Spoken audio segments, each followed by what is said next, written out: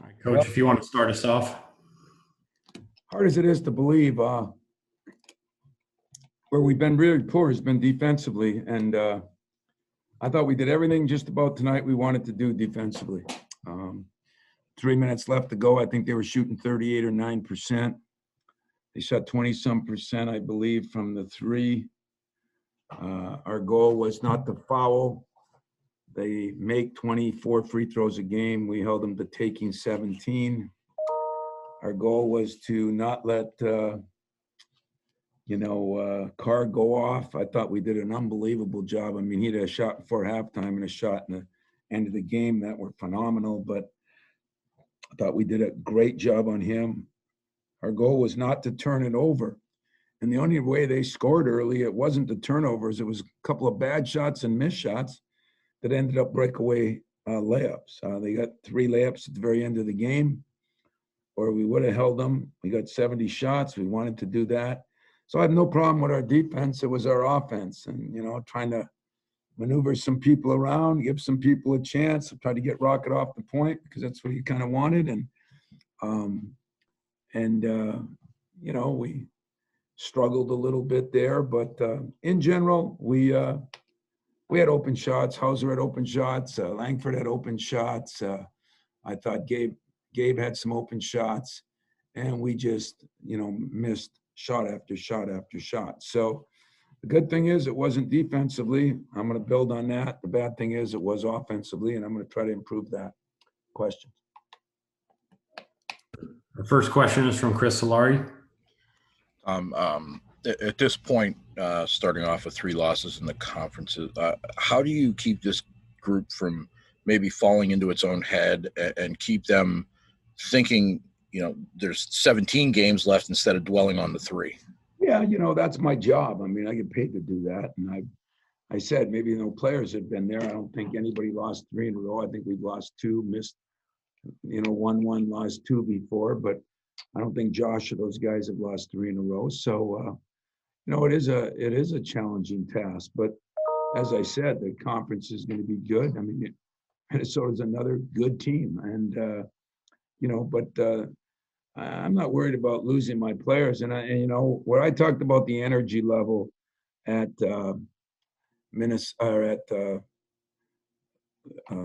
Northwestern, there was no problem the last 2 games with the energy level. There was problems with shooting it at one level and a couple of great plays by a great player at the other game. But I really did. I thought we did everything we wanted to do defensively against them. Except, maybe give up a few layups in the break because they had numbers because we took some bad shots. Next question, we'll go to Lindsey Huddleston. Tom, tough outing. Ironically, the Big Ten Network is showcasing your 2000 championship team right now. I'm looking at my team and others on the screen. You have leaders on this team, Tom, but do you think there's room for growth for an alpha male type leader that can be a little bit more aggressive with the other players on the floor? Because it seemed like the body language was a little flat. Someone who can be like an extension of you on the floor in more of a alpha male type way? Definitely. I mean, I said that at the beginning of the year, that's one of our issues. We're not, we don't have great leadership. That doesn't mean it's bad. It's just hard to find one of those alpha dogs, as you say. I've had 4 or 5 of them in my whole career. And this team doesn't have that right now, but, we'll see. Because I think sometimes when you sort of hit rock bottom, and we did offensively tonight. I mean, we never had a performance like this. As I say, we shot, I'm just trying to look at the stats. We shot so poorly, 28%, 24%, although they shot 47. And as I said, it was 38 and 24%. And they shot pretty good from the line, but we had more free throws than them. So, I'm not as concerned as everybody, and I wouldn't look at the body language. Guys were great in the huddles and all that. There was the body language, Lindsay, is, it's not as energetic of a team, and that's. But tonight, I thought we played harder. We just didn't.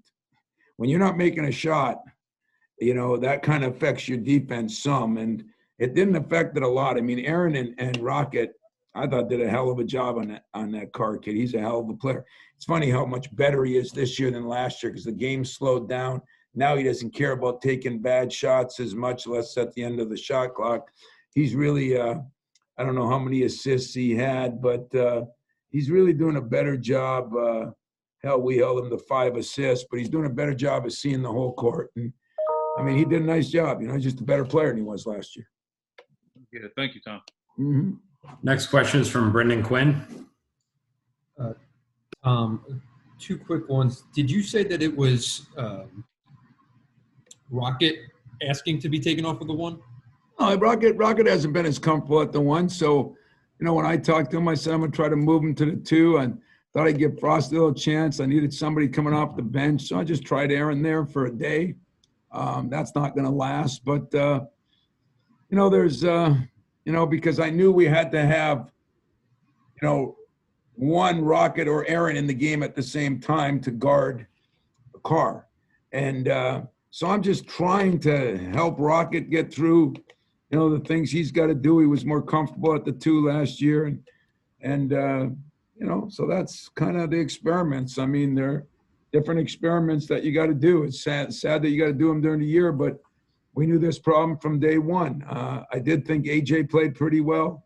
I think Foster played okay. It's his minutes are going to be what they are. We just got to get somebody else to do some things. And I thought Aaron didn't come in very good off the bench until after he got going. Then I thought he played okay. He played great defensively. He really did.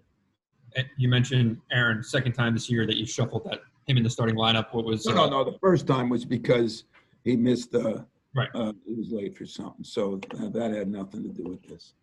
So what was today's decision? As I told you, I wanted Rocket and him. I wanted to give Rocket a chance at the 2. Okay. Next question is from Matt Charbonneau. Tom, you talked about AJ a little bit playing there. We saw Marty get a little bit more time than usual. Is this a case of just kind of trying to, you've mentioned it a little bit, but just trying to push different buttons and see if you can find. It's not Panicsville either. It's not, I didn't do it because I'm panicking. I'm doing it because I'm trying to figure out the right combinations. And I was pretty upfront with you guys when we were winning games. It's no different. I said that was an issue. That's a problem. I want guys comfortable. I want to get Rocket comfortable because I need him. And he was great. He played both tonight and, didn't shoot it real well, but he had to take 3 shots at the end of the shot clock. So it looks even worse.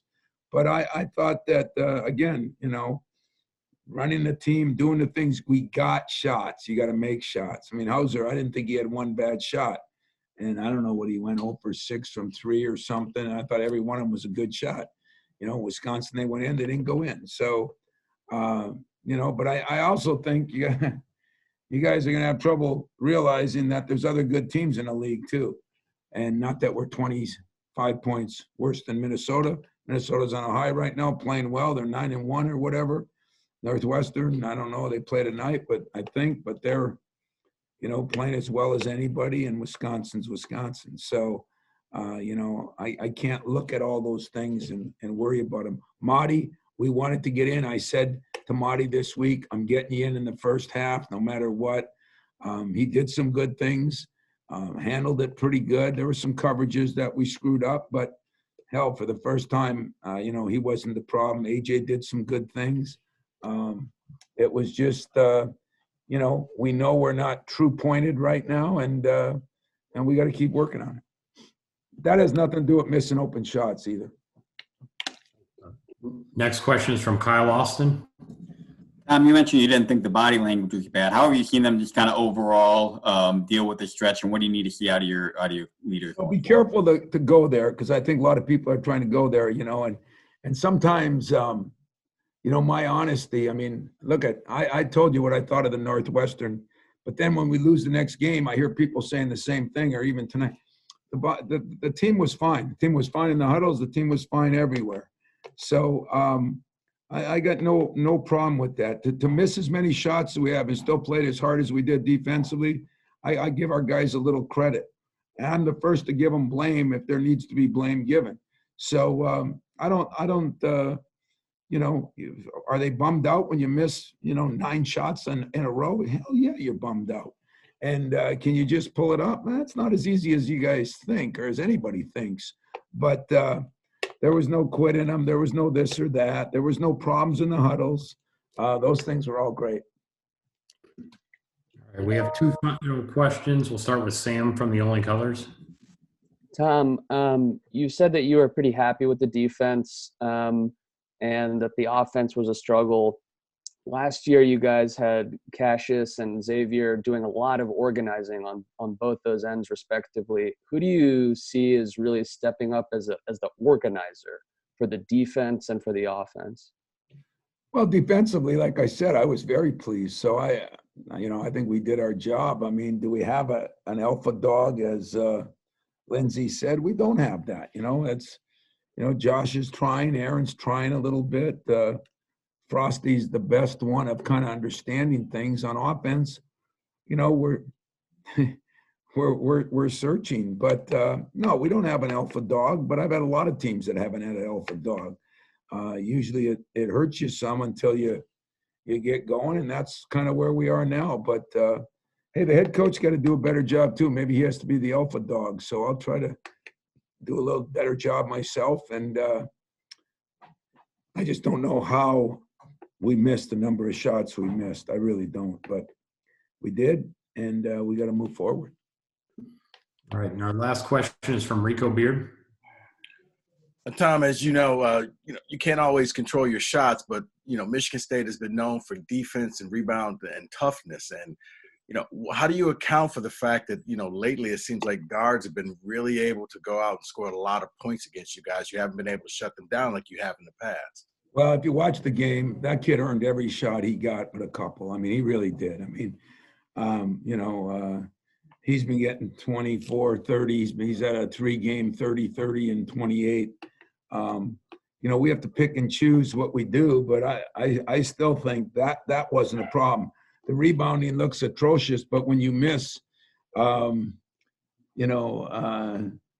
shot or 50 shots, it's going to be hard. I mean, we got 12 offensive rebounds. They had 1 the first half. They got a couple the second half. I mean, we weren't as good once it got out of hand because when you're not making shots, it is depressing. But, that hasn't been our problem either. I mean, we haven't shot the ball great, but we made shots. The last game we shot, almost 50% against a very good defensive team. So I just think that, in all honesty, Rico, we're not we tried to play Marty, get a little more size and toughness. He got some rebounds, did some things. Julius has not been as good as he had been early, and that's been a little disappointing, but he's gone through some tough times over the holidays, and so we're trying to deal with that a little bit. And but Kithier did a pretty good job. The big kid hits a 3 early, gets a 3-point play. They're a good team too, and they just beat Iowa. So it's not like they're not good; they are good, and you just can't miss the number of shots we missed. To be honest with you, this time I don't look at it defensively at all. The positions and what we wanted to do, what we needed to do, Rico, I thought we did. Are we tough enough? No. Are we leader enough? No. But those are the things that were the same problems when we were 6-0 that I talked about, and that we have to improve on. So we're just going to keep working on it. We'll get better for the next game, I promise. Thanks, Tom. All right, Coach, that's all the questions we have for you this evening. Thanks, guys. Appreciate it.